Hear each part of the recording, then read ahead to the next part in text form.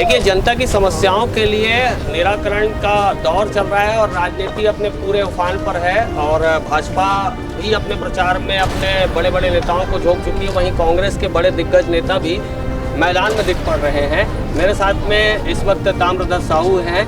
ये रिसाली इलाके का मोहारी रिसाली इलाका कहलाता है और इस एरिया से चर्चा चौराहे की सीरीज़ को आगे बढ़ाते जा रहा हूँ। ये एक काफ़ी स्लम एरिया है और यहाँ पर ताम्रध्वज साहू जी जो छत्तीसगढ़ के मंत्री हैं, गृह मंत्री हैं, वो आए हुए हैं साफ तौर पर कांग्रेस का पक्ष रखने।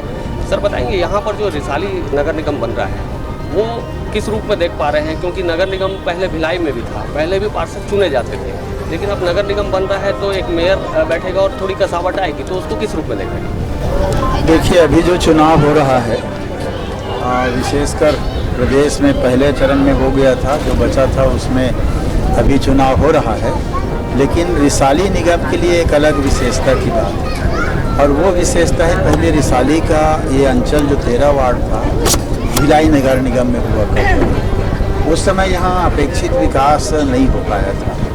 माननीय मुख्यमंत्री भूपेश बघेल जी से मैंने निवेदन किया और इसको नया निगम बनाने का उन्होंने सहृदयतापूर्वक हमारे उदारतापूर्वक स्वीकृति दी और ये हमारा नगर निगम बना और अब 13 वार्ड से 40 वार्ड हो गया।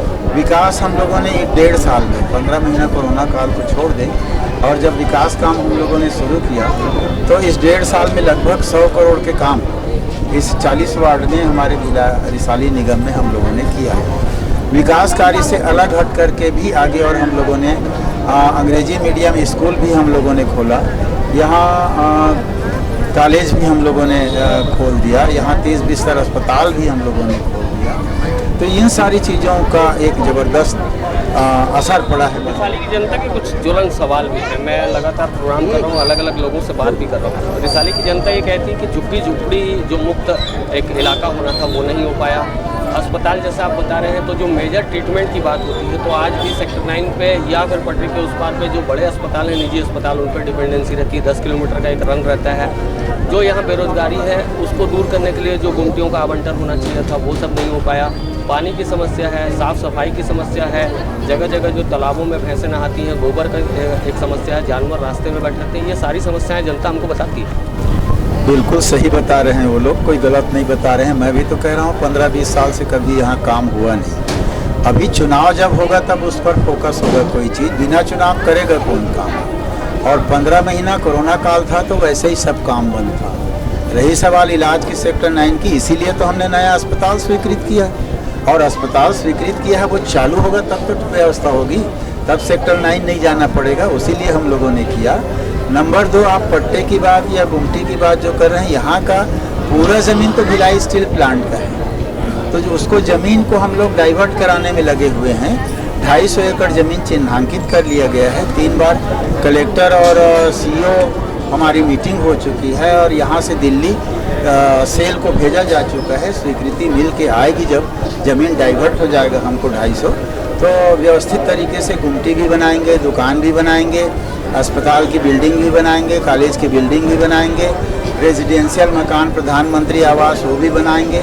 सारे चीज़ को व्यवस्थित किया जाएगा और जब नया नगर निगम बने तो अभी मुश्किल से 2 साल हो रहा है, उसमें कोरोना काल में निकल गया और फिर भी इतना सारा काम किए हैं तो स्पष्ट पब्लिक को दिख भी रहा है और कर भी रहा है। लोग भाजपा के बड़े नेताओं से या लोगों से बात हो रही है, वो लोग साफ तौर पर कहते हैं, जैसे आरोप प्रत्यारोप का दौर तो चलते रहता है राजनीति में, उनका भी साफ तौर पर कहना है कि विकास हमने किया। 15 साल का जो रमन जी का सरकार था उस समय की स्थितियां दूसरी थीं, कांग्रेस की सरकार आई तो व्यवस्थाएं जगह जगह प्रभावित हुई।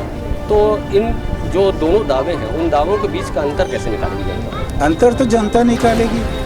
15 साल में उसके वार्ड में अगर नाली नहीं बना है, आज बन रहा है तो जनता समझेगी। उस पर सीमेंटीकरण 15 साल में नहीं हुआ, आज बन रहा है तो जनता समझेगी। 15 साल में कितने अस्पताल खोले हैं रमन सिंह और बीजेपी बता दे। 15 साल में कितने कॉलेज रिसाली में खोले हैं वो बता दे।